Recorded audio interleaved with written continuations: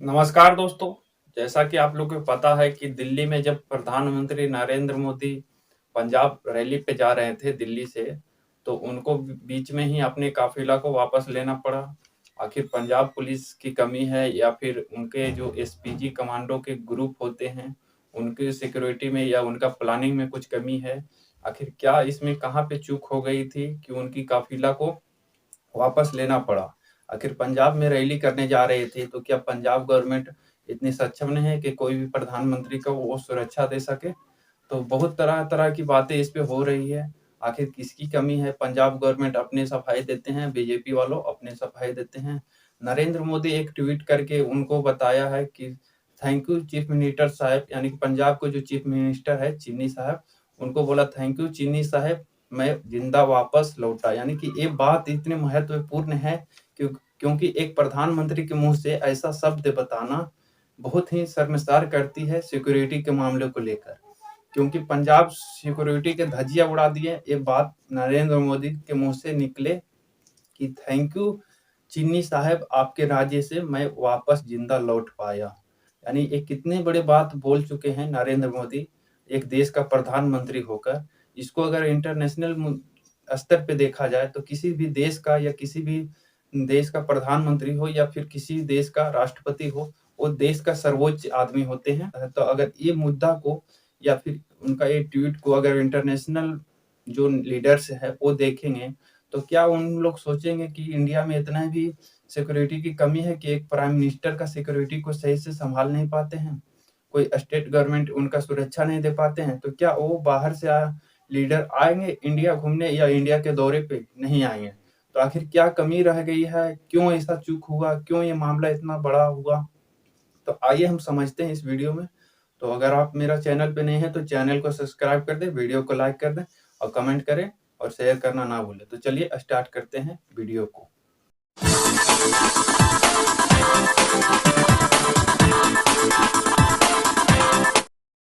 तो ये कहानी की शुरुआत होती है जब नरेंद्र मोदी दिल्ली से पंजाब के लिए अपनी यात्रा के लिए रैली के लिए रवाना हुए थे। जब दिल्ली से नरेंद्र मोदी अपने फ्लाइट पकड़े थे तो भटिंडा एयरपोर्ट पे रुके थे। भटिंडा एयरपोर्ट से उनको जाना था हेलीकॉप्टर से, जो कि फिरोजपुर हो करके फिरोजपुर में एक शहीद स्मारक है, वहां पे माला अर्पण करने के बाद इनको जाना था हुसैनी वाला, जहाँ पे इनको रैली करना था। तो बीच में ही इनको जब भटिंडा एयरपोर्ट पे रुके थे, करीब-करीब वहाँ 20 मिनट रुके। उसके बाद देखा गया कि मौसम में गड़बड़ी है, तो मौसम को इंतज़ार करते-करते कि मौसम ठीक होगा, ठीक होगा, ठीक होगा, लेकिन मौसम सही नहीं हुआ। तो वहाँ का जो हेलीकॉप्टर का जो भी पायलट था, वो बोला कि इस परिस्थिति में हेलीकॉप्टर से जाना सुरक्षित नहीं है।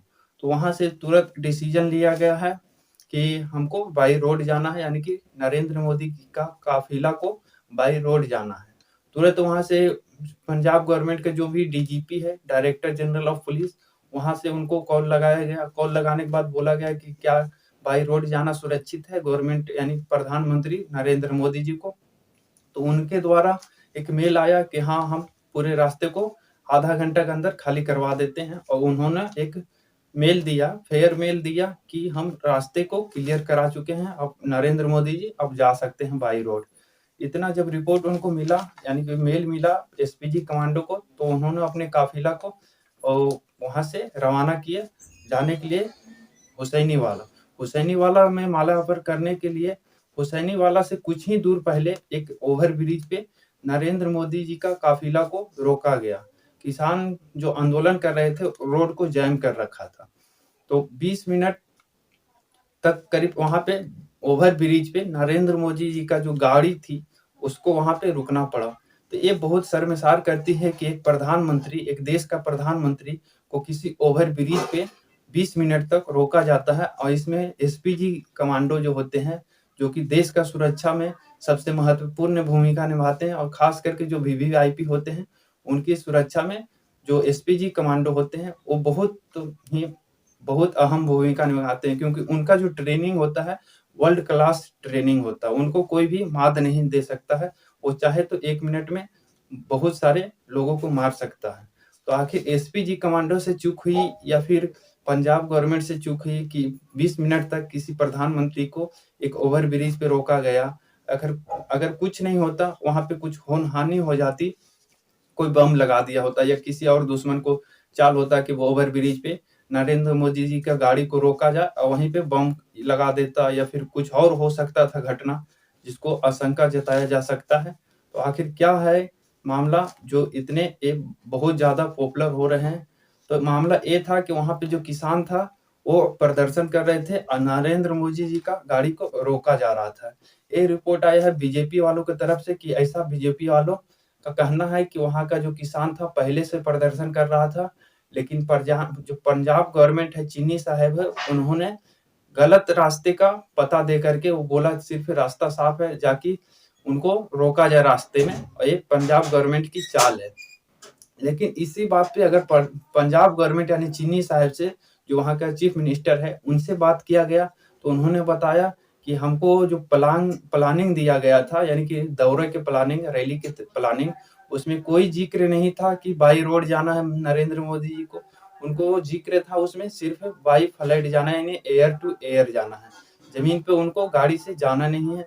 इसलिए हम लोग पूरे बंदोबस्त करा दिए थे कि एयरपोर्ट पे अच्छी तरह से सुविधा हो, जहां जहां उनको लैंडिंग करनी है।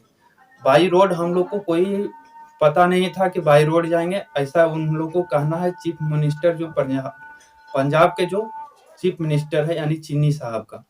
फिर उन्होंने बताया कि ऐन वक्त पे कॉल आया प्रधान मंत्रालय द्वारा और बोला गया कि इनको बाई रोड जाना है, तो अगर कोई भी रैली निकालना है या कोई भी काफिले को ले जाना है, अगर 20 मिनट आप पहले फोन करें तो 20 मिनट में कोई भी रास्ता को हम खाली नहीं करवा सकते, ऐसा उनको कहना है, पंजाब गवर्नमेंट का कहना है, जो कि वहाँ मुख्यमंत्री है चन्नी साहब। तो आखिर इसमें क्या मामला है, क्या हुआ था कि उन्होंने वहां पे रोका गया? पंजाब गवर्नमेंट का कहना है, यानी कि वहां का जो चीफ मिनिस्टर है, उनका एक बात और कहना है कि सिर्फ है प्रधानमंत्री जो ये ट्वीट किए हैं कि हम यहाँ से जिंदा बचकर आए हैं, इनके पीछे एक ही मकसद है, जो कि पंजाब की जनता को सहानुभूति पाना, यानी कि वहां का वोट बैंक अपने तरफ करना, कि हम इस तरह से अगर भावुक भाषण दें या भावुक ट्वीट करें तो सब वहाँ का गवर्नमेंट हो जाएगा कि पंजाब में ऐसा खतरा है, प्रधानमंत्री की सुरक्षा नहीं दे पाए हैं पंजाब का गवर्नमेंट। तो इस तरह से वो अपना सिर्फ गेम प्लानिंग कर रहे हैं, ऐसा मुख्यमंत्री साहब का कहना है, जो पंजाब के मुख्यमंत्री है चन्नी साहब।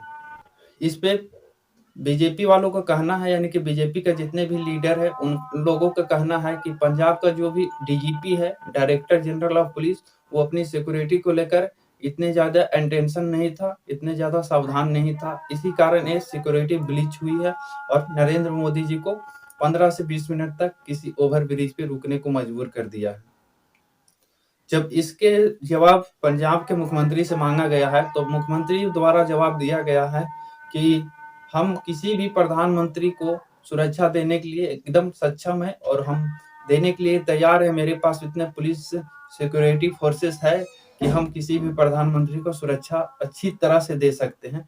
लेकिन इसमें बीजेपी वालों को सिर्फ चाल है पंजाब की जनता को मूर्ख बनाने का, क्योंकि अगर कोई प्रधानमंत्री के मुंह से ऐसी भाषा निकल जाए, ऐसी वचन निकल जाए कि थैंक यू चन्नी साहब, हम आपके राज्य से जिंदा वापस लौटे, तो ये बहुत शर्मसार करने वाली बात है।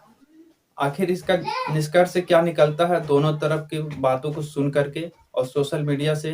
तो बहुत सारे लोगों का कहना है कि इसमें बीजेपी का जो समर्थक था, वही इनको इस तरह का भाषण का एक स्क्रिप्ट तैयार किया है, क्योंकि पंजाब में जो रैली करने वाले थे प्रधानमंत्री साहब, वो रैली में मौसम खराब होने की वजह से 80,000 कुर्सियां सजाई गई थी, जिसमें से लगभग 1,000 भी लोग वहां पे नहीं गए थे। तो प्रधानमंत्री अपनी इज्जत को बचाने के लिए इस तरह से ड्रामे किए हैं, ऐसा मुख्यमंत्री साहब का कहना है। यानी पंजाब चीफ मिनिस्टर चन्नी साहब का कहना है कि वहां पे रैली में क्राउड नहीं जुट पाई थी, इसी कारण अपने इज्जत और प्रतिष्ठा को बचाने के लिए नरेंद्र मोदी जी ऐसा ढंग रचे हैं, ऐसा प्लानिंग किए हैं, ताकि पंजाब गवर्नमेंट को बदनाम कर सके और अपनी रैली को सफलतापूर्वक वो बता सके कि मेरी रैली सफल थी। उनका कहना ये है। तो आखिर ये सब बात का निष्कर्ष क्या निकलता है और इनका निष्कर्ष कैसे निकाल सकते हैं हम दोनों बातों कौन सच बोल रहे हैं, कौन झूठ बोल रहे हैं, इसका निष्कर्ष तो निकालना थोड़ा मुश्किल है। लेकिन फिर भी पता जैसे लगता है दोनों के भाषण सुन करके कि सिर्फ़ ऐसा जो ब्लीच होता है सिक्योरिटी ब्लीच, तो प्रधानमंत्री कोई भी हो, क्या भी उनका मन की बात हो, वो तो पता नहीं है। लेकिन फिर भी एक यहाँ पे एसपीजी कमांडो का चूक है और पंजाब गवर्नमेंट के भी चूक है, जो वहाँ का पंजाब पुलिस है कि कोई भी प्रधानमंत्री हो, चाहे वो झूठा हो या सच्चा हो, इसका डोंट माइंड। उनका जो सिक्योरिटी ब्लीच हुआ है, एक कारण ये है कि किसी भी प्राइम मिनिस्टर को पुल पे 15 से 20 मिनट तक ओवर ब्रिज पे रोकना, ये कहते ही बहुत गलत बात है और बहुत ही शर्मसार है, बहुत ही निंदनीय है। क्योंकि अगर कोई भी ओवर ब्रिज पे देश का प्रधानमंत्री है, वहाँ पे कुछ भी दुर्घटनाएँ हो सकती थी। तो ऐसा गवर्नमेंट को नहीं करनी चाहिए, पंजाब गवर्नमेंट की नहीं करनी चाहिए, चाहे इसका जो भी दोषी हो, चाहे एसपीजी कमांडो हो या फिर पंजाब पुलिस हो, उनको ऐसा नहीं करना चाहिए। किसी भी प्रधानमंत्री हो देश का, उसको ओवर ब्रिज पे कतई नहीं रखना चाहिए, चाहे वो प्रधानमंत्री देश के लिए कुछ भी या अपने जीतने के लिए कुछ भी सोचे, वो पंजाब के लिए क्यों और जो अपोजिशन वाले होते हैं वो चाहते हैं कि हम आगे जाएँ और जो लीडिंग पार्टी होती है वो चाहते हैं हम आगे जाएँ। तो राजनीतिक में तो आम सी बात है कि एक-दूसरे पे कीचड़ उछालना, लेकिन एक प्रधानमंत्री को ओवर ब्रिज पे रोके रहना एक कतई नहीं मायने रखती है, कतई सिक्योरिटी का ये दोष बताती है क्योंकि सिक्योरिटी में चूक हुई थी, पंजाब पुलिस से हो या फिर एसपीजी कमांडो से हो, लेकिन किसी न किसी से ये चूक हुई थी। तो अगर पता चलता है कि इसमें किसकी कमी है, तो ज़रूर फिर से मैं इसका निष्कर्ष लेकर के आऊँगा और आशा करता हूँ इस वीडियो से आप लोगों को कुछ सीखने को मिला। अगर सीखने को मिला तो वीडियो को शेयर कर दें और फिर मिलेंगे अगले वीडियो में। तब तक के लिए जय हिंद।